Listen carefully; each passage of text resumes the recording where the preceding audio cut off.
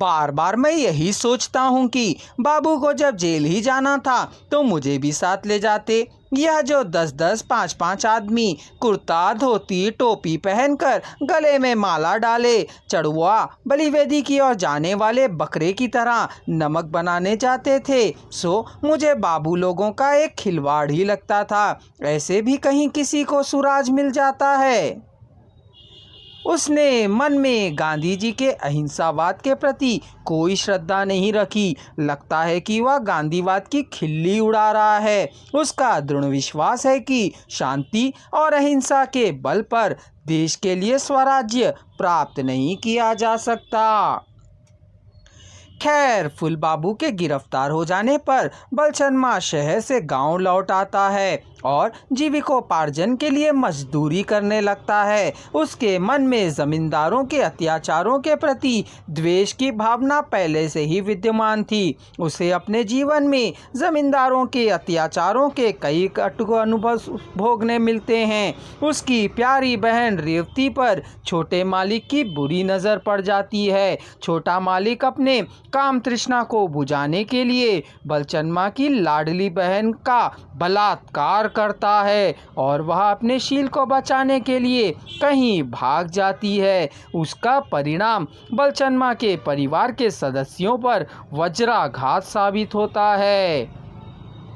एक तो बहन का पता नहीं लगता है, दूसरी अपनी माँ जमींदार की निर्दयता से उनके आदमियों से पिटी जाती है और तीसरे बलचनमा पर चोरी का इल्ज़ाम लगाया जाता है। इन सारी घटनाओं से उसके मन में निहित द्वेष की भावना भयंकर रूप धारण करके प्रज्वलित होती है। चोरी के इल्ज़ाम से बचने के लिए वह गांव छोड़कर भाग निकलता है और लहरिया सराय के कांग्रेस आश्रम में शरण लेता है, किंतु वहां उसे फूलबाबू से कोई सहायता नहीं मिलती। अंत में आश्रम के व्यवस्थापक राधा बाबू के प्रयत्न से उस पर रखा गया मुकदमा हटाया जाता है और वह फिर से गांव अपने लौट आता है और अपना घर बसाता है।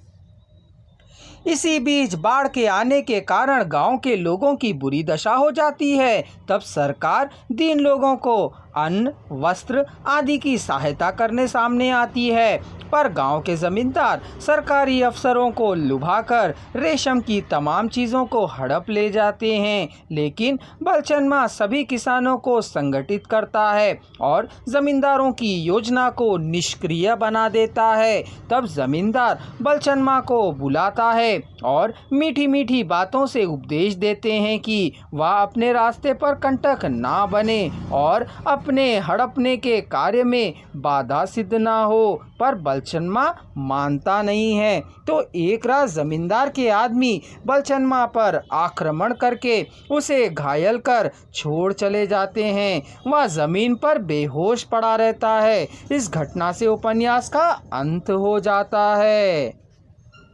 नागार्जुन के इस उपन्यास के आरंभ और अंत में हमें वर्ग सिद्धांत के सूत्र देखने को मिलते हैं। उदाहरण के लिए उपन्यास के आरंभ में अपना परिचय देते हुए बलचनमा कहता है, अपने जीवन की सबसे पहली घटना जो मुझे याद है, मालिक के दरवाजे पर मेरे बाप को एक खंबे के सहारे कसकर बांध दिया गया है। जांग, चूतर, पीठ और बाँ सभी पर बांस की हरी फैली के निशान उभर आए हैं। चोट से कहीं कहीं खाल उकड़ गई है और आंखों से बहते आंसुओं के टंगार गाल और छाती पर से सूखते नीचे गिर रहे हैं। चेहरा काला पड़ गया है, होंठ सूख रहे हैं। अलग कुछ दूर छोटी चौकी पर यमराज की भांति मझले मालिक बैठे हुए हैं।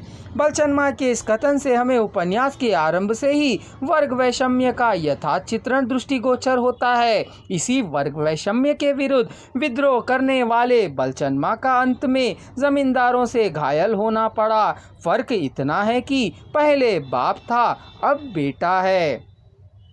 दूसरे पहले अत्याचार को विवशता से सहन किया गया था और अब वर्ग विषमता के विरुद्ध संघर्ष में बलचनमा को आहत होना पड़ा। पहली केवल करुणा थी, दूसरी करुणा के साथ भावी क्रांति की संकेतन लेखक के उद्देश्य की व्यंजक भी है।